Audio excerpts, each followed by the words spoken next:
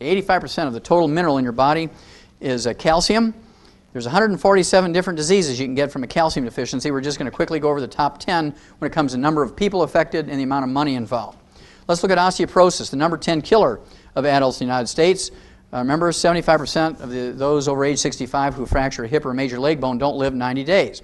Also, it's the most horrible disease when it comes to human misery and dollars expended. Osteoporosis, think of the special vans and the lift gates and the ramps and the elevators, the special plumbing in homes and public buildings, special parking places, wheelchairs and walkers and canes. Think of the beds and the chairs that are little electric motors that lift you up when you can't stand up by yourself. Physical therapists, joint replacement surgeries, pharmaceuticals, doctor's visits. We're talking billions and billions of dollars for nothing more than a calcium deficiency disease. Now, as horrible as a disease as osteoporosis is in human beings, we don't have osteoporosis in animals because we don't have Blue Cross Blue Shield, major medical hospitalization, Medicare and Medicaid to pay for nonsensical surgical treatments for a mineral deficiency. We've learned that by putting animals who are weaned off their mother's milk on calcium, as soon as they're weaned, they won't get arthritis and osteoporosis. It's amazing how that works. Receding gums. Dentists and dental hygienists will tell you to floss and brush after every meal. If you believe that works, I have some oceanfront property in Montana to sell you. If you have receding gums, periodontitis, gingivitis, pyorrhea, loose teeth, bridges and plates, you actually have osteoporosis of the facial bones and the jaw bones. We don't get receding gums in animals, even though they don't floss or brush. That's because we've taken care of the osteoporosis problem in animals.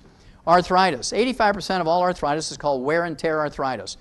Osteoarthritis, degenerative arthritis, ankylosing spondylitis.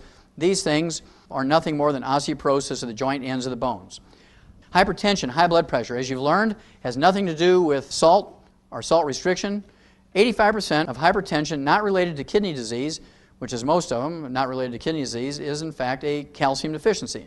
Insomnia is not a deficiency of sleeping pills, Halcion or barbiturates, it's a deficiency of calcium. Kidney stones, bone spurs, heel spurs, and calcium deposits. Again, the medical profession has a malignant dumb belief that these things are due to too much calcium in your diet, tell you to give up calcium, when in fact you only get kidney stones, bone spurs, heel spurs, and calcium deposits when you have raging osteoporosis. You actually need more calcium, more magnesium, not less. Cramps and twitches. Raise your hand. How many of you have ever had a toe cramp, foot cramp, leg cramp in your life?